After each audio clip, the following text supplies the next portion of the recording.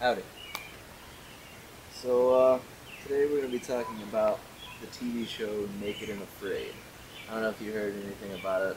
I don't really watch reality TV or any TV for that matter, but a buddy of mine suggested it to me because he thinks that I'm a survivalist, and I just really like being prepared.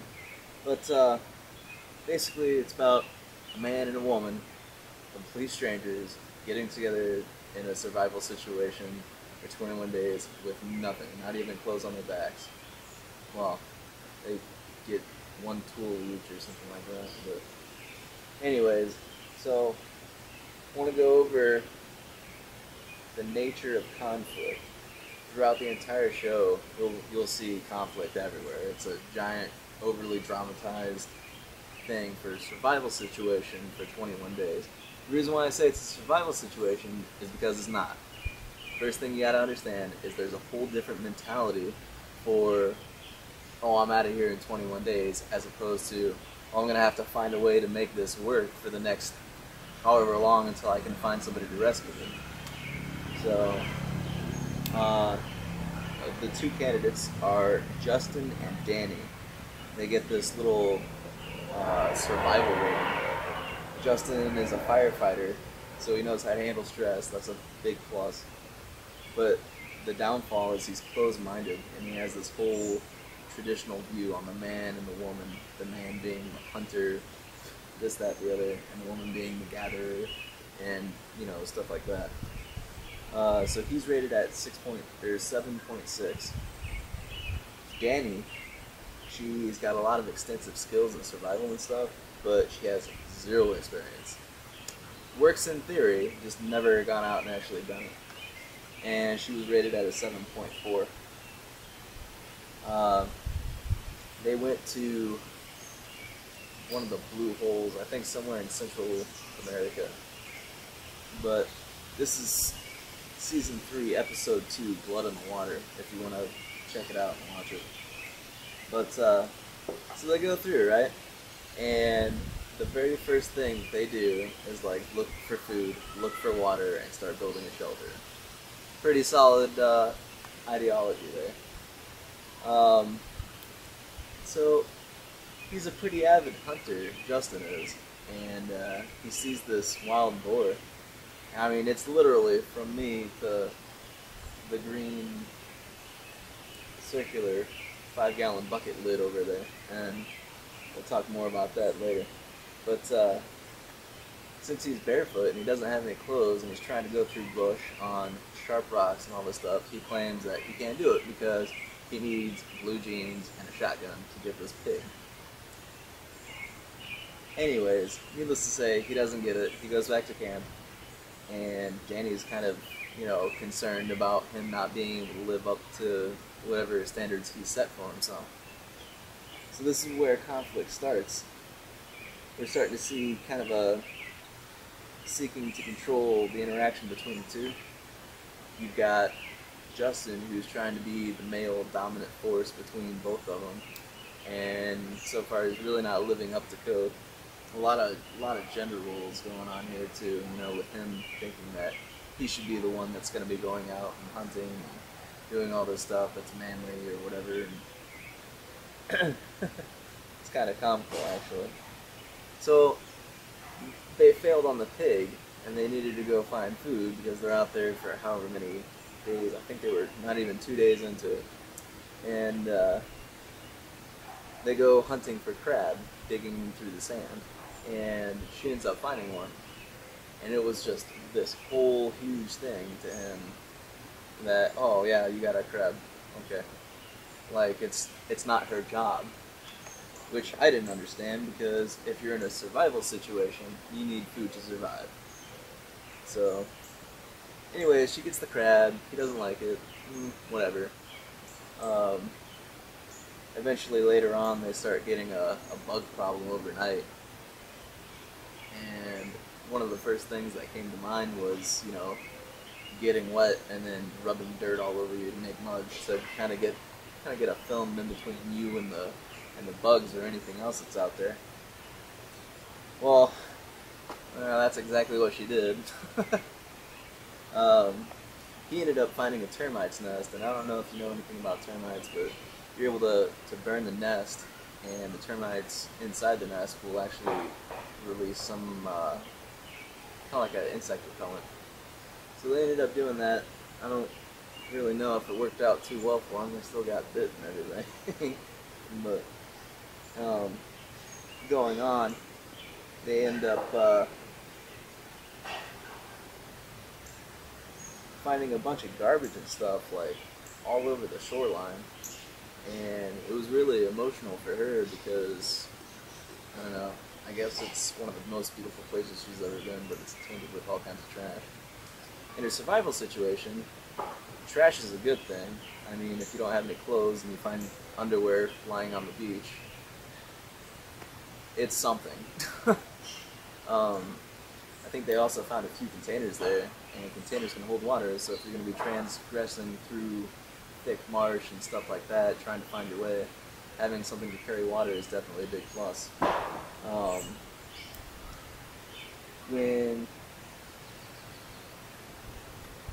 When they were out and they found the garbage and stuff, she had lost the fire starter, and they had a pretty hard time getting one started earlier, so now that they don't have a fire starter, you gotta take what little fire you have, keep babying it and make sure that somebody's, you know, watching over it. And he thought that would be her job, because the man's supposed to go out and do the man things, and the woman's supposed to stay there and do the woman things, I guess. Well, needless to say, she didn't like that. She ended up going out and going fishing. Caught herself a fish, fairly decent sized fish too, just straight up speared it. And he was pretty upset about it. Like, after she got done cooking it, she offered him half of the fish, and I don't know if it was pride or what, but he turned it down. Just straight up turned it down. And in his survival situation, that's food. So, going on, like, the different conflict that you're starting to see is more towards avoidance, I guess you could call it, where instead of accepting the fish, he kind of shuns it and just does his own little thing, and he's not too happy about it. But that's what it. I don't know what his problem was. Going on, like, he keeps on this whole, you know, it's a man's job to hunt, this, that, the other. So he comes across this giant, like, 6-foot python or something, and smashes it with a rock, or a giant stick or something. So, my favorite comment throughout the entire thing is, I've restored my manhood by killing something with my bare hands, cooking it, and eating it. Okay. So anyways, it seems like, you know, he's starting to come around that he's finally able to do something other than, you know, baby a fire and critique the woman for going out and providing for both of them. More follows along the lines of, you know, compromise, where there's an emphasis on cooperation between the two to get the entire survival challenge done. And eventually, as it goes on, you get more into the collaborative conflict, where they start working together for a common goal, where, like, at the end of the show, collectively, they need to go 2 miles off the coast to get to the extraction point, and in doing so, like, they have to tread through shark-infested water, and this guy steps on a sea urchin, so there's, like, blood everywhere, and sharks start coming up, and he freaks out, hops on the little raft a little bit more, along with Danny. So collectively, they're on this little raft, there's sharks everywhere, and he's bleeding everywhere, and as they start getting out there, the plane actually comes in. It's a seaplane, lands, and they're able to get on the plane and, you know, make it out. But in the event of finding a shark, like, the shark's nose has a lot of electrodes in it, so if you were to hit it, it's like the most sensitive part in their body. It'll tell them immediately that, you know, this is probably a bad idea. Another thing to deter sharks is to ball up into a ball, and they won't really know what to do with you. They'll just kind of leave you alone, unless it's a tiger shark, because tiger sharks will eat anything. But anyway, so yeah, that's pretty much my whole thing. It's not a survival situation because it's not. I mean, the whole mentality is completely skewed from I don't know when I'll be out of here to oh, I'll be out of here in 21 days. So it's not a survival situation per se. Another thing that I had a problem with was I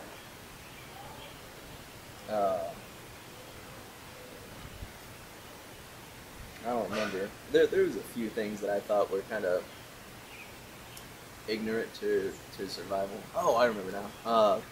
So, everyone has this thing about, the lone wolf that goes out, survives on his own, doing, whatever it does, building the shelter, building fire, making weapons, killing food, stuff like that. That's not, I wouldn't say it's not survival. It's great if you can alone, but the more bodies that you have, the better chance of survival that you have. Another thing I wanted to bring up was, being prepared. Obviously, you're not going to find yourself naked on a marooned island anywhere. I mean, unless you're doing something in an airplane and the airplane goes down. But stuff like, being prepared for something like that would definitely help out. Like, my bracelet is a Wazoo survival bracelet. It's got all these fancy little things. A 7-foot of paracord for tying stuff up. 20 foot of surgical tubing for like a tourniquet or, kind of like a little straw to, blow fire or whatever. 20 foot of 50-pound test line for fishing, plus 2 hooks, a striker blade, fire steel, a whistle for signaling, a wire saw, a mirror, a straw, a reflector, and ranger band. So I've got topical first aid, I've got tinder, I've got a fire starter, all this stuff all on my wrist. You would never even know it. And it's just, me being prepared for if something happens. Not that anything will, not that, I'm that far away from civilization or whatnot, but yeah. Another thing I wanted to bring up was this. You could see that it was a part of a tree, it started branching out and stuff, and it's called an addle-addle. Far in, I want to say Aztec. Basically, you take pieces of wood like this, relatively straight, and if you were to take them over a fire, like for 20-30 seconds or so, they'll actually start bending, and you can bend them to the shape that you want. And if you got a little bit of flex in there, I'll show you some that I already made. And this is specifically against the wild boar that they found earlier. You cut the back end off with the machete that they had and make a little divot in there. It'll fit right nicely inside the your addle-addle. So you've got like a little bar that, I mean, obviously this took me maybe 5 minutes to make, and I just used painter's tape, but I mean, you could use feathers or something like that to help guide its trajectory. But basically the idea is you hold it and you fling it. Before bow and arrows, they use this to take down like mammoths and stuff. What happens is, when you go to throw, you're creating potential kinetic energy by forcing it into to bend. And as you release, that energy along with the throw just compounds your dart to make it that much faster. So like if you're from here to the green circle, which is a wild boar, it would be no problem. Of course, I'm a little out of practice. I've got to, just to be safe. But you get the point. And if you miss, you can use it as a club. So that's how they did it back then. I don't understand why he didn't think to do that. Maybe he didn't know, but I don't know. But that's my speech. Hope you enjoyed it. Bye.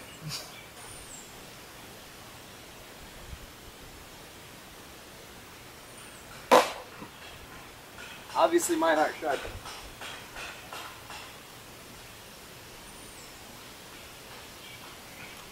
It's still fun.